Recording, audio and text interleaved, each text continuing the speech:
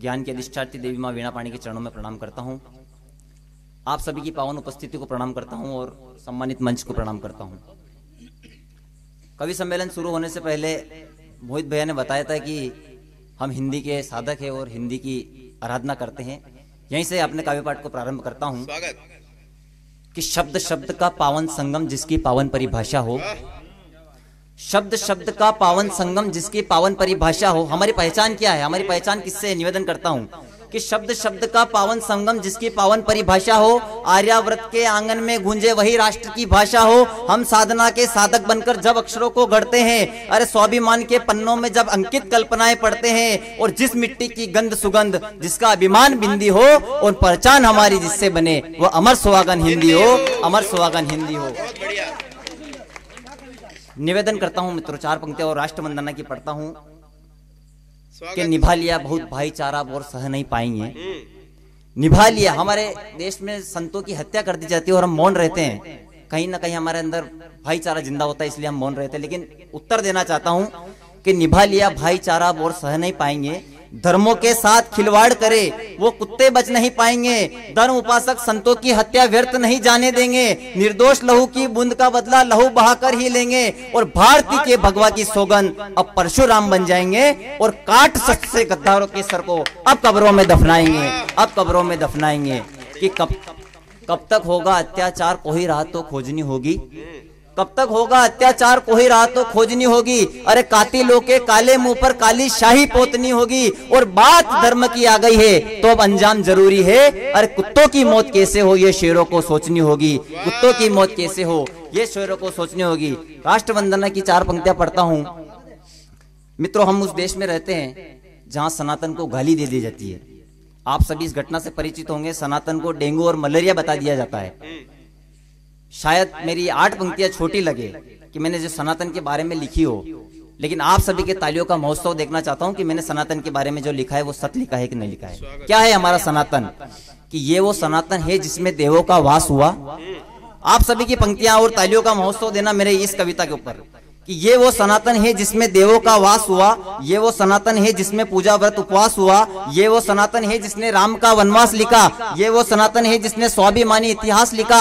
ये वो सनातन है जिसने सूरज को अर्घ चढ़ाया है। ये वो सनातन है जिसने धरती को स्वर्ग बताया है। ये वो सनातन है जिसमें धरती को स्वर्ग बताया है। ये वो सनातन है जिसमें शास्त्रों का पूजन होता हो। ये वो सनातन है जिसमें शस्त्रों का गुंजन होता हो। ये वो सनातन है जिसमें ओमकार उच्चारण हो। ये वो सनातन है जिसमें कष्टों का निवारण हो।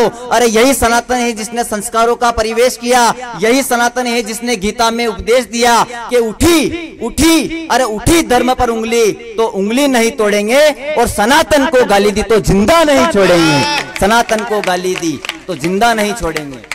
निवेदन करता हूं मित्रों 4 पंक्तियां और। हम शहीदों को याद करते हैं मित्रों कि गुलामी की बेड़ियों से आजाद वतन वो कर गए। अभी हमने चंद्रशेखर आजाद को देखा है। गुलामी की बेड़ियों से आजाद वतन वो कर गए। सूरज के परवाने थे देखो प्राण हवन जो कर गए। आजादी का सपना देखो कैसे आज साकार हुआ। इंकलाब के नारों से ही भारत का उद्धार हुआ। अरे हंसते हंसते झूल गए थे कैसी युवा तरुणाई थी। और मरकर भी आजाद रहे और आजादी भी लाई थी। मरकर भी आजाद रहे और आजादी भी लाई थी। एक कविता और पढ़ता हूं मित्रों। बड़ा ही खुशी का अर्थ है 22 जनवरी को हमने राम मंदिर प्राण प्रतिष्ठान अपने आंखों से देखी है। आप सभी उसके साक्षी है। और कहीं लगता है कि 500 वर्षों का सपना अब जाकर पूरा हुआ हो, तब आपके पुनः उसी तालियों का महोत्सव देखने को मिले कि हमने राम को साक्षात विराजते हुए देखा है। निवेदन करता हूं कि बरसों का प्रण देखो कैसे आज साकार हुआ। बरसों का प्रण देखो कैसे आज साकार हुआ। वनवास पूर्ण कर राघव का धरती पर अवतार हुआ। राम धुन की चली लहर जो गली गली में गूंज रही। मर्यादा की उस भूमि को पूरी दुनिया पूज रही। अरे सत्य सनातन के दीपों का प्रज्वलन होने वाला है। जन्मभूमि पर राम लला का वंदन होने वाला है। राम वही जो मर्यादा के पुरुषोत्तम अधिकारी है। सैकड़ों वर्ष का प्रण पूर्ण है, राम भक्त की बारी है। राम वही जो केवट की पतवार पार कर देते हैं। राम वही जो पत्थर की शिला का उद्धार कर देते हैं। और हर हिंदू का एक ही नारा केवल जय श्री राम हो। स्वर्ण सरयू की उस मिट्टी को बारंबार प्रणाम हो। और स्वर्ण कलश के शिखर पर देखो सूरज चढ़ गया। और 22 जनवरी को बाबर की छाती पे भगवा गड़ गया। 22 जनवरी को बाबर की छाती जय जय को भगवा कर सीताराम। गया। जय जय सिया राम।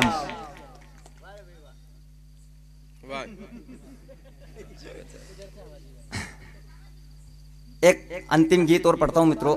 आदरणीय मोहित भैया ने बोला था कि श्रृंगार भी लिख लेते हैं, कहीं कहीं प्रयास करते हैं थोड़ा बहुत, लेकिन मैंने जो गीत लिखा है वो गीत अपने पिता को लेकर लिखा है मित्रों। जिस प्रकार से शरीर का एक अभिन्न अंग होता है, अपना हाथ हो, पैर हो, आंख हो, अगर ये कोई चले जाए तो हमें बड़ा दुख होता है, उसी प्रकार से जीवन का एक अभिन्न अंग जो होता है वो हमारा पिता होता है। और पिता के जाने के बाद में क्या बच जाता है, ये मेरी अंतिम गीत है, आप सभी के बीच में पढ़ता हूँ और पहली बार इस गीत को पढ़ रहा हूँ। आप सभी तालियों का महोत्सव देना कि मैंने जो लिखा है पिता के चले जाने के बाद सिर्फ उनकी यादें रह जाती है और कुछ नहीं बचता है। निवेदन करता हूँ कि सिर्फ यादों का सहारा कैसे होगा अब गुजारा, ये जो बंधन तोड़ गए हो बीच राह में छोड़ गए हो, आज हमको है जरूरत स्नेह के शब्दों की मूरत,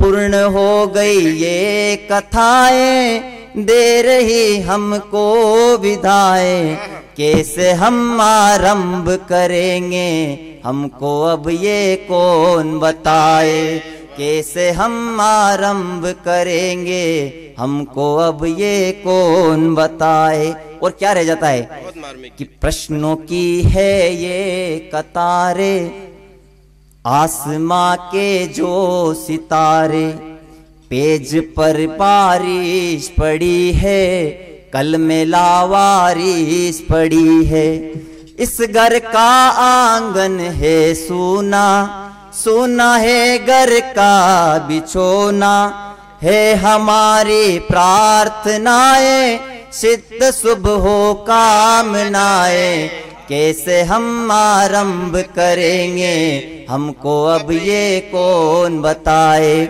और अंतिम बंद पढ़ता हूं कि उनके चले जाने के बाद क्या रह जाता है कि आसमां है और जमी है बस तुम्हारी ही कमी है, आसमां है और जमी है बस तुम्हारी ही कमी है, कर लिया ऐसा किनारा क्या यही था साथ हमारा, कैसे हो अब ख्वाब पूरे प्रश्नों के जवाब अधूरे, कैसे हो अब ख्वाब पूरे प्रश्नों के जवाब अधूरे, है तुम्हारी प्रेरणाएं दे रही हमको दिशाएं, कैसे हम आरंभ करेंगे हमको अब ये कौन बताए। जय हिंद, जय भारत।